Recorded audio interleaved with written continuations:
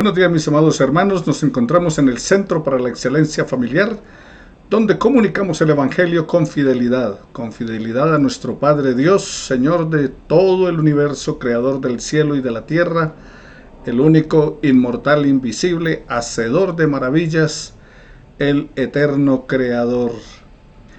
También con fidelidad a la palabra del Señor, porque la palabra del Señor es la que convierte el alma y hace sabio el sencillo. Asimismo, con fidelidad a la familia de la fe, que es la Iglesia, la amada del Señor. Y también con fidelidad a nuestras familias, por supuesto. Queremos honrar y glorificar el nombre del Señor en este día y hoy vamos a continuar estudiando la palabra del Señor en cuanto a la naturaleza de la Iglesia. ¿Y qué es lo que creemos nosotros en el Centro para la Excelencia Familiar como Iglesia? Así que, mis amados hermanos, vamos a tener ahora un momento de oración al Señor, pidiéndole su dirección para nuestras vidas y que podamos hacer lo que le agrada, que esa palabra estudiada hoy llegue a nuestra mente y nuestro corazón y podamos ponerla por obra. Vamos a orar al Señor pidiéndole su dirección. No olvide estar orando al Señor porque el próximo domingo, día 22, estaremos iniciando nuestros servicios, si el Señor lo permite, en la carrera 4112, barrio Carabelas, cerca de la calle Octava Sur, allí Ciudad Montes. Les recuerdo a ustedes, carrera 40, número 112. Todos están cordialmente invitados. Estaremos allí guardando los protocolos necesarios. Usted también debe guardarlos, el tapabocas, el lavado de manos y también manteniendo la distancia que se debe tener. No olvide vacunarse. No hay ningún problema con la vacuna, no hay que tenerle temor, no le van a inyectar nada. No es el nuevo orden mundial porque le pongan la vacuna, ni es la marca de la bestia.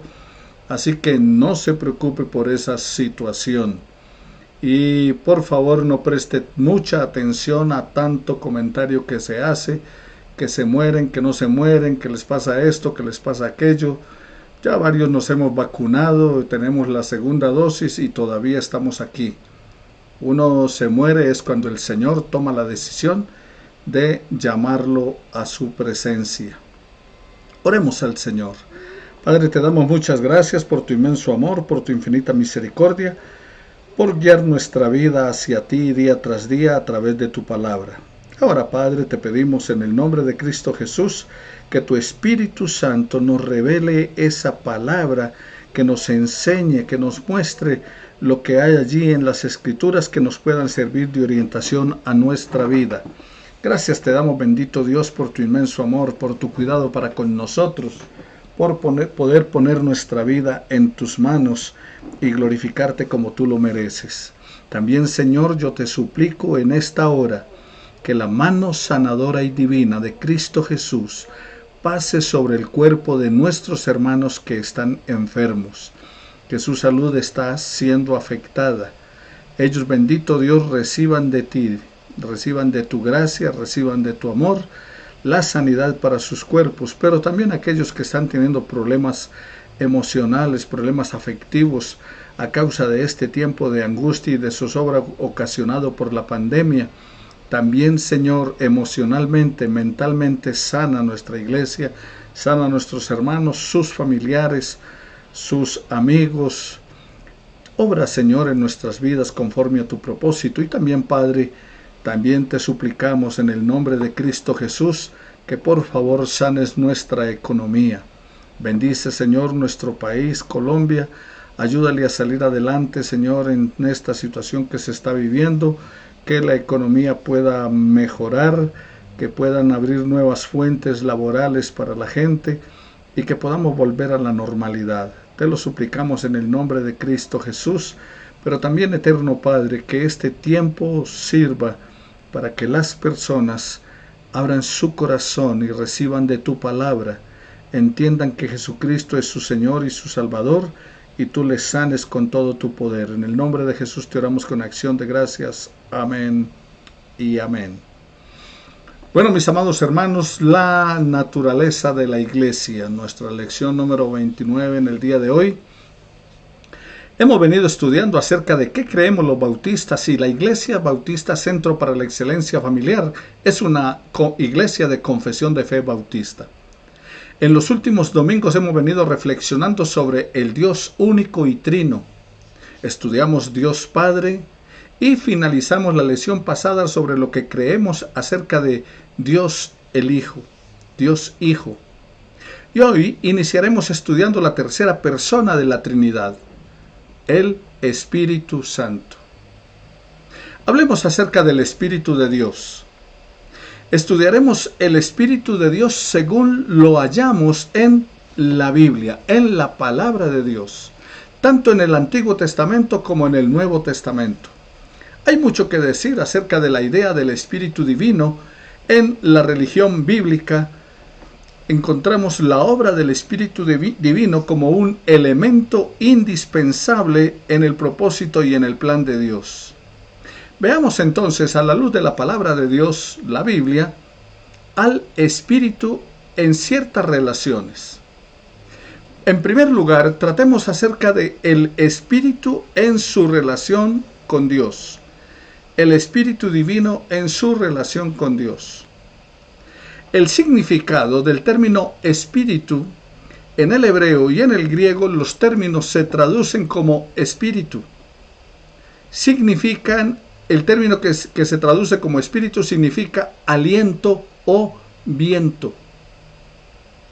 El aliento, por eso en Génesis, cuando dice la palabra del Señor que Dios sopló en el hombre aliento de vida, o sea, le dio de su espíritu. En la Biblia estos términos se usan para denotar el principio animador en el hombre o en el animal. Denota por lo tanto la vida del cuerpo. Veamos el Salmo 104, versículos 29 y 30 de la palabra del Señor.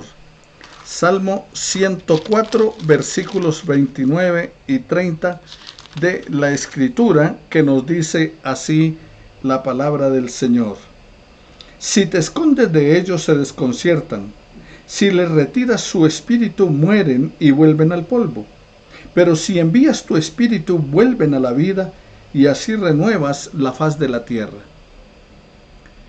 Entonces, ¿qué estamos diciendo? Estamos diciendo que el término espíritu en la Biblia significa aliento o viento. Es donde está la vida.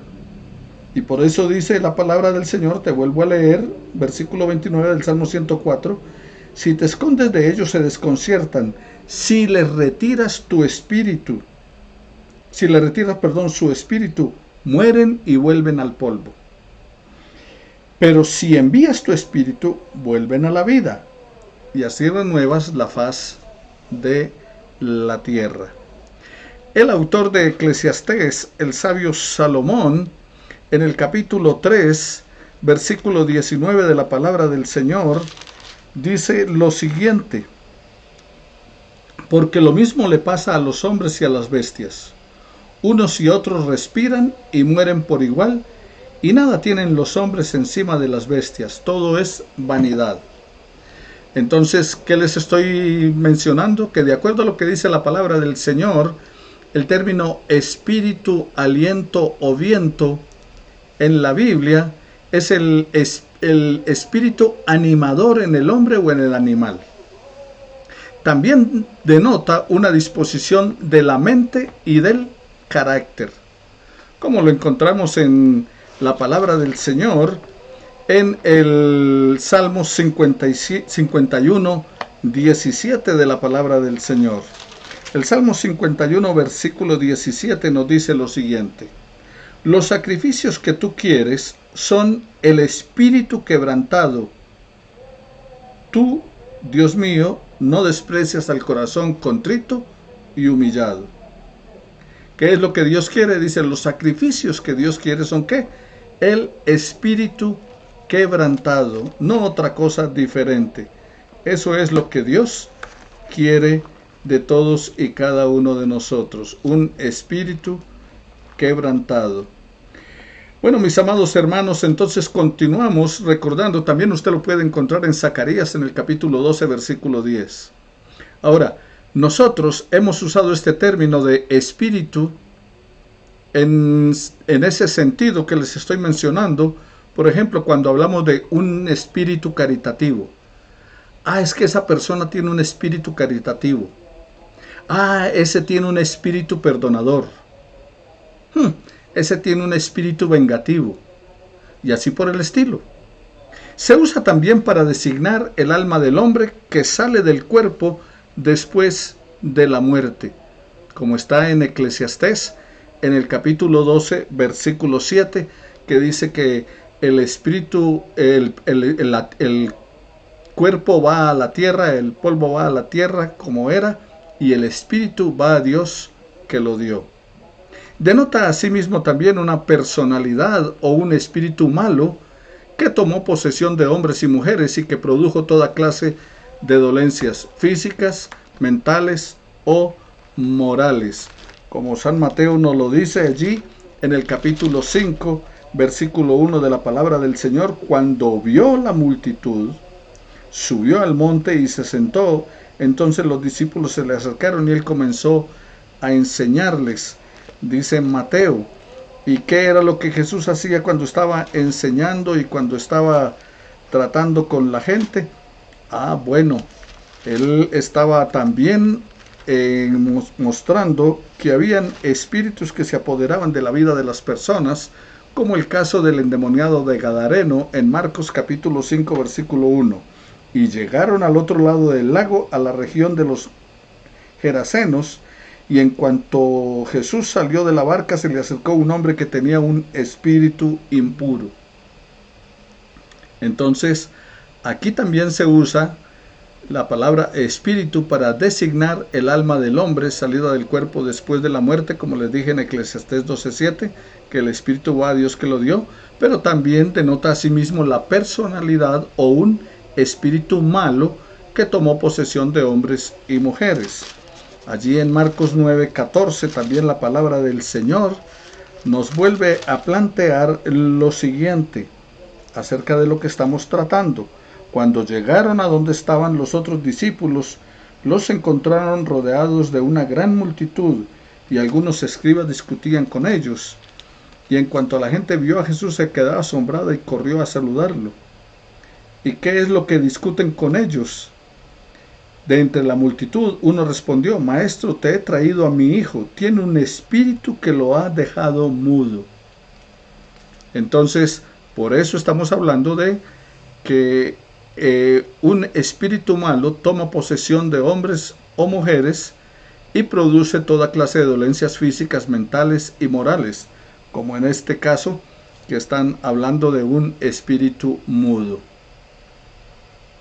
Hablemos del Espíritu de Dios en el Antiguo Testamento. Bueno, el término Espíritu de Dios o algún sinónimo ocurre constantemente en la Biblia. El Espíritu de Dios es distinguible de Dios y sin embargo no es nada aparte de Dios. El Espíritu de Dios es la realidad interior de su ser, así como el Espíritu del hombre es la realidad interior del ser del hombre. El Espíritu constituye el principio de entendimiento en Dios, así como el Espíritu del hombre es el principio del entendimiento del hombre. Usted lo puede ver allí en Primera de Corintios, en el capítulo 2, versículo 10 de la Escritura, que dice: pero Dios nos la reveló a nosotros por medio del Espíritu, porque el Espíritu lo examina todo, aún las profundidades de Dios. El Espíritu de Dios o el Espíritu de Jehová en el Antiguo Testamento obró de varias maneras en la naturaleza y descendió sobre los hombres para producir varios resultados. Un caso que tenemos claro: el Espíritu de Dios se movía sobre el caos de la creación. Génesis capítulo 1, versículo 2 dice que la tierra estaba desordenada y vacía, pero el Espíritu de Dios se movía sobre la faz de las aguas. El aliento de Dios animó al polvo de la tierra y el hombre llegó a ser, como dice la palabra, un alma viviente. Génesis capítulo 2, versículo 7. Pero también el Espíritu crea la vida animal, como usted lo puede encontrar allí en el Salmo el 104, versículo 30. Salmo 104, versículo 30 de la palabra del Señor nos habla acerca de que el Espíritu crea la vida animal. Dice así la palabra del Señor: pero si envías tu Espíritu vuelves a la vida y así renuevas de la faz de la tierra. Está diciendo la palabra del Señor. Por el Espíritu también encontramos que el Espíritu da fuerza física, como está en el libro de Jueces, en el capítulo 14, versículo 6 de la palabra del Señor. Jueces 14, 6. El Espíritu, ¿qué? Da fuerza física. Veamos entonces el texto sagrado. 14, 6. Entonces el Espíritu del Señor vino sobre Sansón, y éste despedazó al león como si fuera un cabrito, sin más armas que sus manos. Pero a sus padres no les dijo lo que había hecho. Entonces, ¿qué estamos diciendo? Que el Espíritu crea la vida animal, como está en el Salmo 104, versículo 30. Pero también por el Espíritu da fuerza física, como está en Jueces 14, 6, el caso de Sansón. Y el Espíritu también da poder y habilidades militares. Vamos al libro de Jueces también, donde estamos hablando, pero ahora en el capítulo 11, en los versículos 29 al 33 de la palabra del Señor, que usted puede mirar allí, donde dice el versículo 29, el Espíritu del Señor vino sobre Jefté, y éste recorrió a Galaad y Manasés y Mizpa de Galaad para luchar contra los amonitas.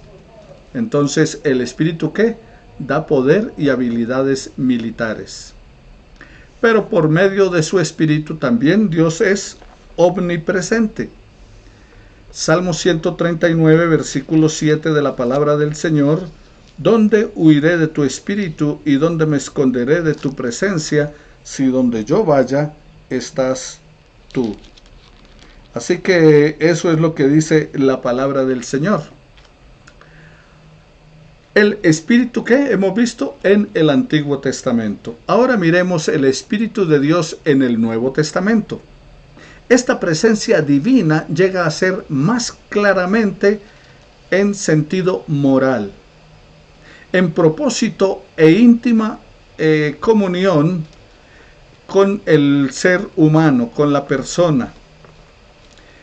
Especialmente el apóstol Pablo y Juan hacen énfasis en la penetración divina por el Espíritu en la vida de cada persona. En Juan capítulo 14 de la palabra del Señor, en el versículo 17, Juan 14, 17, vamos a mirar qué nos dice la Escritura. Así dice la palabra del Señor, es decir, el Espíritu de verdad, el cual el mundo no puede recibir porque no lo ve, ni lo conoce, pero ustedes lo conocen porque permanece en ustedes y estará en ustedes. El Espíritu de verdad, el cual el mundo no puede recibir porque no lo ve ni lo conoce. Pero ustedes, o sea, Jesús le está hablando a sus discípulos. Dice que el mundo, el que no ha recibido a Jesucristo, no tiene el Espíritu de Dios. Los que hemos recibido a Jesucristo como Señor y Salvador, tenemos el Espíritu de Dios. Entonces, eso es lo que está diciendo, que es la penetración del Espíritu del Señor, del Espíritu de Dios en nuestras vidas. Eso dice el apóstol Juan. Pero el apóstol Pablo en Efesios capítulo 3, versículo 16 de la palabra, escribió: para que por su espíritu y conforme a las riquezas de su gloria, los fortalezca interiormente con poder. Entonces, ¿qué es lo que les estoy mencionando acerca del Espíritu de Dios en el Nuevo Testamento? Que esa presencia del Espíritu Divino llega a ser claramente moral en la vida íntima, en la vida, en nuestra naturaleza, en la vida de cada persona, por la penetración que el Espíritu hace a nuestra vida. Efesios 3, 16 y 17 de la palabra del Señor que hemos leído. En el 17 dice: para que por la fe Cristo habite en sus corazones, y para que, arraigados y cimentados en amor, seamos plenamente capaces de comprender con todos los santos cuál es la anchura, la longitud, la profundidad y la altura del amor de Cristo. O sea que el Espíritu Santo en nosotros nos ayuda a comprender el propósito y el plan de Dios para con cada uno de nosotros. El pueblo de Dios, como dice su palabra en 1 Corintios 3:16, es el templo de Dios. Ellos son el lugar de la habitación divina entre los hombres. O sea que nosotros somos el templo de Dios, el Espíritu de Dios mora en nosotros, y eso entonces nos lleva a hacer la habitación de Dios entre los hombres. O sea, recuerden cuando les enseñaba acerca del tabernáculo. En el tabernáculo era la tienda de campaña donde habitaba Dios, luego habitaba en el templo, ahora habita ¿dónde? En la iglesia. ¿A través de qué? Del Espíritu Santo, del Espíritu de Dios. La iglesia es la casa del Dios vivo, como nos lo plantea Primera de Timoteo en el capítulo 3, versículo 15 de la palabra del Señor, que dice: para que si tardo sepas cómo conducirte en la casa de Dios, que es la iglesia del Dios viviente, columna y baluarte de la verdad. La iglesia es el cuerpo de Cristo, como lo describe Romanos en el capítulo 12, versículo 4. Y también 1 Corintios capítulo 12, versículo 12. O sea que, ¿qué es la iglesia? El cuerpo de Cristo. ¿Y quién habita en el cuerpo de Cristo? ¿Por qué la iglesia es el cuerpo de Cristo? Porque el Espíritu Santo vive en nosotros.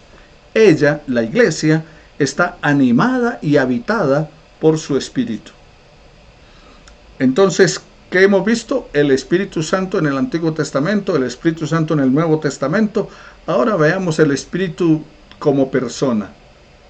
Al estudiar el Espíritu Divino, no estamos tratando con una fuerza o un poder impersonal. Siempre se ha pensado que el Espíritu de Dios es Dios mismo. Eso es lo que creemos. Y que está presente en el mundo o en el hombre para llevar a cabo sus propósitos, sus fines, para alcanzar su meta, lo que Él ha deseado con la humanidad, el plan de salvación. En el discurso de despedida de Jesús, que se relata en los capítulos 14, 15 y 16 del Evangelio de Juan, Jesús habla del Espíritu casi como si estuviera hablando de un amigo personal. Él se refiere a aquel uno, o sea, al Señor, al Espíritu, en la palabra griega ekeinos, usando un pronombre personal masculino. Veamos, por ejemplo, Juan, en el capítulo 16, en el versículo 8 de la palabra del Señor. Juan 16, versículo 8 de la Escritura. Y dice así: y el amo elogió al mayordomo, perdón, estaba mirando, era Lucas, y Juan 16, Evangelio según San Juan, capítulo 16 de la palabra del Señor. Versículo 8, dice: y cuando venga, convencerá al mundo de pecado, de justicia y de juicio. ¿Cuando venga quién? Veamos el versículo 7. Pero les digo la verdad, les conviene que yo me vaya, dijo el Señor Jesús, porque si no me voy, el Consolador, el Espíritu Santo, no vendría a ustedes, pero si me voy, yo se lo enviaré. Y cuando Él venga, el Espíritu Santo, convencerá al mundo de pecado, de justicia y de juicio. En el versículo 13 dice así: pero cuando venga el Espíritu de verdad, Él os guiará a toda la verdad, porque no hablará por su propia cuenta, sino que hablará todo lo que oiga y les hará saber todas las cosas que habrán de venir. Y el versículo 14 dice: Él me glorificará porque tomará de lo mío y os lo hará saber. Entonces, ¿qué encontramos en la palabra del Señor? En la palabra del Señor encontramos que Jesús está planteando acerca de que Él se iba a ir para poder enviar el otro consolador. O sea, Jesús habla del Espíritu como otro paracleto. La palabra paracleto significa consolador. Y esa palabra es la que se usa para el Espíritu Santo en el griego. Jesús mismo había sido el paracleto de sus discípulos. Así como Jesús los había fortalecido, confortado y guiado hasta ese momento, de la misma manera este amigo invisible, este ayudador, confortador, será ahora nuestro compañero y nuestro guía como hijos de Dios. Esto es una influencia, un poder, esto no era un poder impersonal, no, es una presencia personal.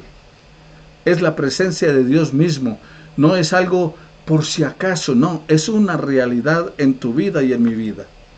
3 pasajes que el apóstol Pablo usa como instructivo acerca de este punto.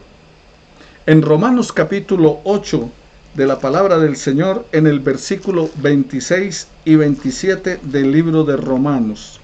Romanos capítulo 8, versículos 26 y 27 de las Escrituras nos dice lo siguiente: de igual manera, el Espíritu nos ayuda en nuestra debilidad, pues no sabemos qué nos conviene pedir, pero el Espíritu mismo intercede por nosotros con gemidos indecibles. 27. Pero el que examina los corazones sabe cuál es la intención del Espíritu, porque intercede por los santos conforme a la voluntad de Dios. Así que, mis amados hermanos, también 1 Corintios 2:10 nos refuerza eso. El apóstol Pablo en el Romanos que estamos leyendo nos señala que al querer nosotros orar, somos estorbados por nuestra ignorancia. No sabemos cómo orar o por qué cosas orar. No sabemos cómo se debe hacerlo. Pero el Espíritu nos ayuda en nuestra flaqueza. Él hace intercesión por nosotros con gemidos indecibles. Él pone en nuestro corazón los motivos que no pueden ser expresados. Pero Dios, que escudriña nuestros corazones, sabe cuál es el intento o el pensamiento del Espíritu. ¿Por qué? Dice, porque el Espíritu intercede por nosotros conforme a la voluntad de Dios. Por lo tanto, el Espíritu entonces tiene una mente. Y solo una persona tiene pensamientos, solo una persona tiene mente. Por eso el Espíritu Santo es ¿qué? Persona. En 1 Corintios, en el capítulo 2, versículo 10, el apóstol Pablo señala también en la palabra del Señor lo siguiente: pero Dios nos la reveló a nosotros por medio del Espíritu, porque el Espíritu lo examina todo, aún las profundidades de Dios. El apóstol Pablo, en el libro de los Efesios, en el capítulo 4, versículo 30 de la palabra del Señor, reitera también acerca de la importancia del Espíritu Santo para la vida de la iglesia, para todos y cada uno de nosotros. Efesios capítulo 4, versículo 30 de la palabra del Señor. Dice, no entristezcáis al Espíritu de Dios, con el cual ustedes fueron sellados para el día de la redención. Ustedes y yo, como hijos de Dios, como cristianos, al haber recibido a Jesucristo como nuestro Señor y Salvador, fuimos sellados por el Espíritu Santo de la promesa. Pero está diciendo que no lo entristezcamos. Y solo se puede entristecer una persona. Entonces, mis amados hermanos, ¿qué es lo que encontramos entonces en la palabra del Señor? Que Él pone en nuestro corazón los motivos que pueden ser expresados, porque escudriña nuestra mente y nuestro corazón, sabe cuál es el intento o pensamiento del Espíritu. Y está diciendo la palabra del Señor que usted y yo no debemos entristecerlo. Exhorta a los efesios a no contristar el Espíritu Santo. ¿Por qué? Porque con Él fuimos sellados para el día de la redención. Entonces el cristiano siente pena en su propio corazón cuando peca. ¿Por qué? Porque el Espíritu Santo nos redarguye de pecado, de justicia y de juicio. Usted se puede apoyar también en Isaías capítulo 63, versículo 10 de la palabra del Señor. Simplemente su pena, por causa del pecado, es la pena del Espíritu de Dios que está viviendo en usted y que se esfuerza por conducirlo a una vida santa. Eso es lo que el Espíritu Santo está haciendo en nosotros, tratando de llevarnos hacia una vida en santidad. El pecado lo contrista. Y Pablo está diciendo que el Espíritu Divino entonces es capaz de ser contristado o de sufrir cuando nosotros le fallamos. Ahora, el tercer pasaje de la Biblia lo encontramos en Primera de Corintios, en el capítulo 12, versículo 11 de la palabra del Señor. Pablo dice allí en la palabra del Señor, en este Primera de Corintios, capítulo 12, versículo 11, pero todo esto lo hace uno y el mismo Espíritu que reparte a cada uno en particular según su voluntad. Pablo está diciendo aquí que el Espíritu Santo distribuye en la iglesia dones espirituales a sus miembros, a cada uno como el Espíritu quiere. Un hombre no escoge su propio don. Oído a esto, por favor. Un cristiano no escoge su propio don. Su función en el cuerpo le es asignada. O sea, yo no escogí el don de pastor. Yo no escogí el don de maestro. Es Dios el que escoge nuestro propio don. Su función en el cuerpo de Cristo le es asignada por el Espíritu del Señor. Su don es un regalo. Y no se recibe según su propia elección ni mi propia elección. Es como Él quiere, de acuerdo a lo que dice la palabra del Señor, y según la voluntad del Espíritu. El Espíritu quiere dar el don a la persona como Él quiere. La experiencia de los cristianos indica la naturaleza personal del Espíritu Divino. Y lo podemos notar entonces en tres fases de nuestra propia experiencia que señalan hacia esa dirección. La primera es: el Espíritu Divino produce santidad personal en nosotros. Nosotros crecemos en el carácter cristiano no por nuestras propias fuerzas, sino por el poder del Espíritu de Dios. El poder entonces que produce un carácter en nosotros debe ser un poder personal. Entonces, la experiencia tuya y mía con el Espíritu de Dios es que el Espíritu de Dios, en primer lugar, ¿qué? Produce santidad personal en nosotros. La segunda, la misma verdad está indicada por el hecho de que los hombres y las mujeres cristianos hallan la guía personal para su vida en el Espíritu de Dios. Todos los que han experimentado esta dirección no podrán ser convencidos de que la voz que oyeron fue reproducida en nuestras vidas por un poder inferior a nosotros. No, es el Espíritu de Dios el que guía de manera personal nuestra vida hacia toda verdad. Y en tercer lugar y último, por esta lección, una fase más clara todavía de lo mismo que estamos tratando es el sentido de un llamamiento divino. Es Dios el que nos llamó. Dios llama a hombres y mujeres a la salvación, pero también Dios nos llamó a tareas especiales, a campos especiales, y nos dirige en el cumplimiento de su misión. Esta no es la obra de un poder impersonal, sino que del Espíritu personal de Dios. Entonces, mis amados hermanos, hasta aquí este inicio de lo que es la tercera persona de la Trinidad. Y no estamos entrando en profundidad, detalle por detalle, en todo lo que es el Espíritu Santo. Pero hay algo claro, y es que el Espíritu Santo nos redarguye, nos reprende y nos exhorta. Es el Espíritu Santo el que nos convence de pecado, de justicia y de juicio. Y es el Espíritu Santo nuestro consolador. Amado Señor y Dios nuestro, te damos muchas gracias por permitirnos estudiar tu palabra.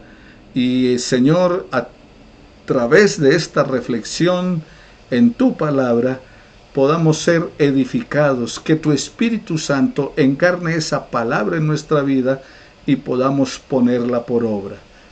Gracias por la salvación que nos das en Cristo Jesús, pero gracias porque no solamente nos has salvado en la vida de tu Hijo, sino que nos has dado tu Espíritu. Y no solamente el Espíritu de vida que nos has dado, sino tu Espíritu Santo a morar en nosotros para guiarnos, para conducirnos hacia toda verdad y ayudarnos a vivir la vida cristiana como debe ser. Fortalece, Señor, la presencia de tu Espíritu Santo en nosotros. Y gracias también por equiparnos con dones y talentos para servirte.